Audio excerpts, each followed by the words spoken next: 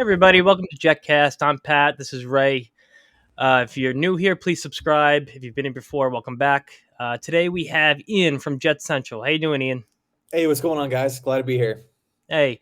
A lot of people know you from YouTube. I wanted to ask you, how did you first become a Jet fan? I know you're down south. You're in Tampa, right? Right, right. So I actually grew up on the east coast of Florida, like down south. Okay. Pretty dolphin territory for sure. Yeah. And just kind of me naturally just wanted to go, against the grain, didn't want to go for like the hometown team. And my parents are actually from Connecticut, and they were my dad was kind of in the same boat. Like his whole family was Giants fans, Pats fans. So he Yeah. picked the Jets, and then it just kind of translated down to me. When I think I was maybe it really like picked up when I was in like elementary school, like really wanting to watch on Sundays and everything like that, and got a lot of heat from my buddies who are all Dolphins fans, Hurricanes fans, and stuff like that. But no, it stuck. So you're born into it like me, Yeah, yeah. more or less. Mhm. So, with the Jets playing the Bills this week, what do you expect out of the team? What do you want to see out of this game? Yeah, I mean, so like right off the bat, Buffalo's like a stacked team, right? We all know Yeah, this. 9 wins on the season, just a 3 game winning streak, just on a complete roll. Von Miller's hurt though; they're not 100% healthy. Neither are the Jets. But you know, even though the Jets lost last week against the Vikings, me personally, I was not like, of course, like, you always wanna win, but I wasn't yeah, watching that game, like, just, like, ticked off or, like, just completely upset or anything like that. I thought the Jets in the second half looked really, really good. I liked how they fought back, they battled back, and it literally came down to one last play at the end of the game. If Berrios woulda hung on, I mean, it would have been a completely different story. Jets, upset the Minnesota Vikings. So, I think it's gonna be a good game, honestly. yeah. I said the same, Ray. I said the same thing to you. I felt like Yep. this game. I felt the same way after this game as I did after the Tampa game last Mhm. year, where it and again the season was lost last year by that point, but it didn't feel like a loss because they had played at least in that game so well. Of course, things could have been different if they really played well in the first half, but yeah, if Barrios holds on to that ball, we're having a different conversation. Right. Yeah, We spoke about that earlier. Now, I want to take a deeper dive into this Bills game coming up this week. The last two games we have what, 3 sacks, not a ton of pressures. It's been an issue, whether we want to talk about it or not. The facts are the facts, and we have 3 sacks in the last 8 quarters. I feel like going into this week, if we don't have that front four pressuring Josh Allen, this could be a long day. What do you feel about that? Yeah, I mean, not even just like with the pressures. I feel like just allowing Josh Allen to escape the pocket, extend plays. I mean, if we go back to the first time they played, Josh Allen killed the Jets on the ground. I think he had over 80 rushing yards, 2 touchdowns on the ground, led the team. I mean, Josh Allen, of course, like we all know his arm strength. We all know like the plays that he can make down the field. But I mean, keeping him in the pocket, really containing him, it's such a difficult thing to do, and I think you're spot on, man. Like we have to account for Josh Allen bringing him down, within the pocket, because the second we start letting him escape and like rolling out to the outside, and he has 5 seconds to throw the football, it's just bad news. Yeah, well, we were looking at it earlier. The weather in this game, could absolutely play a factor. They drafted Josh Allen, the big arm capability, the ability to cut through wind, cut through that tough weather. I think Mike White's really going to be put to the test this week. The wind doesn't look crazy, 15 to 20 mile an hour winds, but we haven't seen him play in that snowfall. We drafted a guy like Zach Wilson with the big arm to be able to cut through bad weather. It's going to be really interesting to see how Mike White plays. He played really well in Chicago. We know there were elements played a factor in that game, but what are your expectations? If the snow actually continuously comes down, how reliant are we going to be on that run game? Well, I think whether it's snowing, raining, perfectly clear. Personally, I want the Jets to kind of stick to the running game compared to last week, because I mean, they came out of the gates throwing the football like left and right. Um, and I get it. Like you want to feed guys like Elijah Moore and Garrett Wilson and Tyler Conklin too, and especially trying to get Mike White in a rhythm. But I feel like when you just kind of completely abandon the run, it's just so obvious of what you're trying to do, and then all of a sudden, you enter halftime, you're down multiple scores, and your quarterback is already throwing it 20 plus times a game. It's like, what do you think the Jets are going to do? In the second half, there's only like so many passing plays that can actually go down. I just feel like it really turns into a little bit of like a one trick pony type of offense when you start throwing so early on and you're not really having that much success. So I want the Jets to lean on Bam Knight and, James Robinson and stuff like that for sure. Well, let me ask. Oh, go ahead, Pat. So I think the biggest thing last week, a lot of the running game ended up getting tripped up, I think, on Max Mitchell not playing very well in that game. Mm-hmm. And we got behind so early that we ended up having to pass more.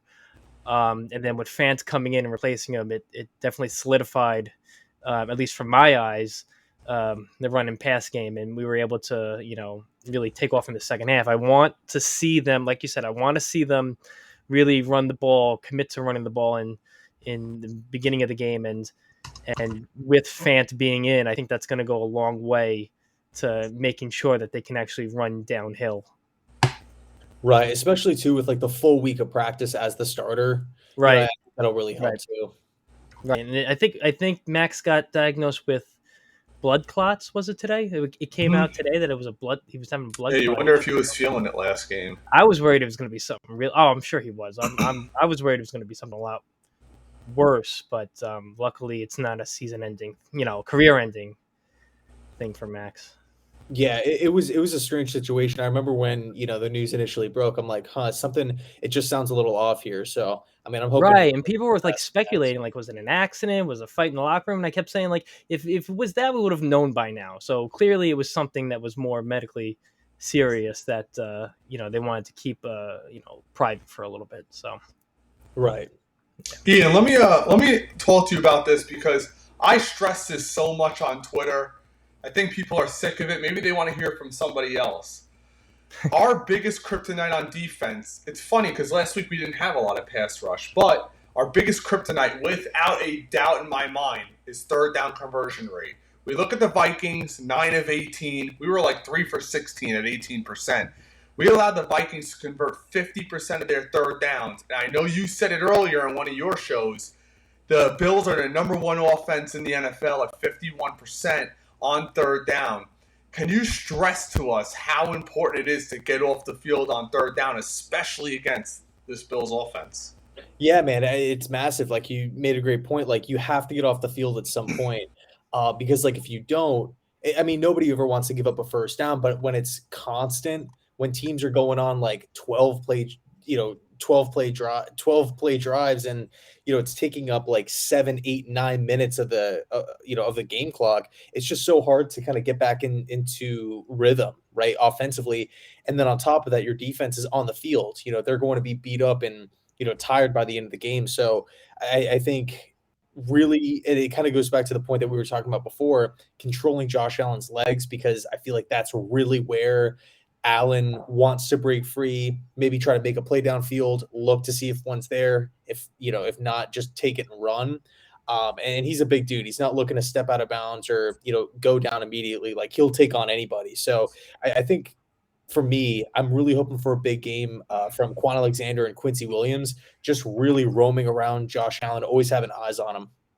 Well, I wonder.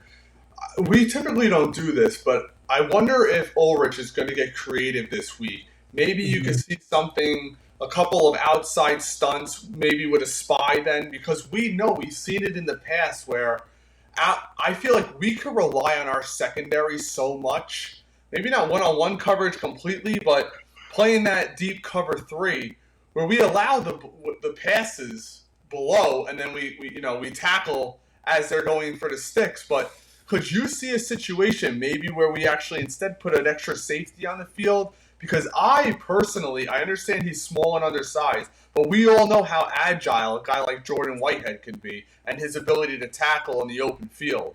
Could you see the Jets playing potentially three safeties, maybe going a little bit smaller? Yeah, I mean, I definitely think moving Whitehead up like into the box is a good idea. And you talked about like the cover three looks. If you can just bring Whitehead down from those deep parts of the field and really kind of make sure he's, I don't want to say like the security, like the last line of defense, but but he's there. He's in the mix. He's just another body in the box that the Buffalo or really Josh Allen has to account for when he's roaming around and extending plays. So Von Miller's out. I think they did the exploratory surgery and they actually ended up repairing his ACL, so he's out.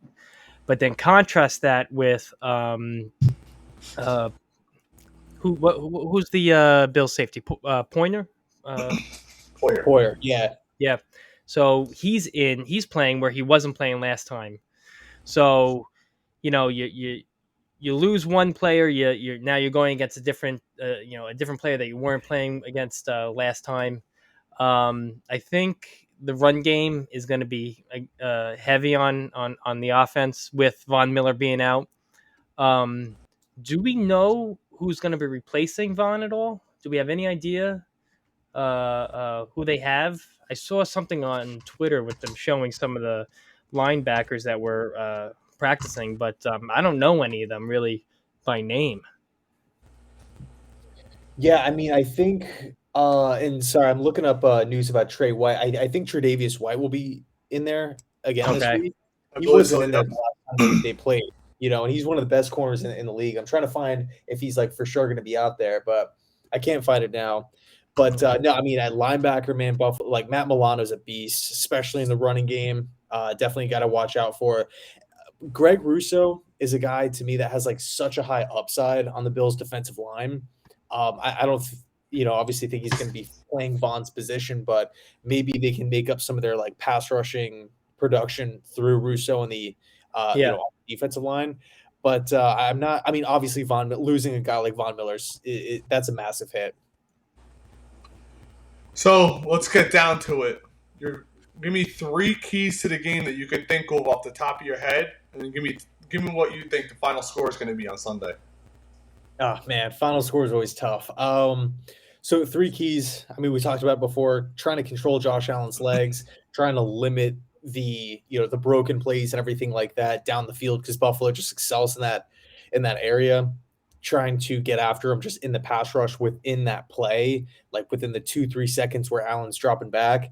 I think that'll be huge. And then also, or I guess on offense, leaning on the run game a little bit because if it's snowing and it's super cold and they got Poyer back, they got Trey White back. I think it might not be as easy as it was last time these two teams played. So I don't want to go in there, with the expectation of, okay, Mike White has to throw the ball like 42 times. Like No. that's the game plan going in. So those are my three keys. Final score, man, in the snow, it's going to be tough. I'm going to say something similar to last time. I'll say 24-20. I'm gonna go Bills, unfortunately, but I'm just trying to be Appreciate optimistic. the honesty. You know what? One thing you mentioned with the run game, I want to see more of Bam Knight. I think he deserves it.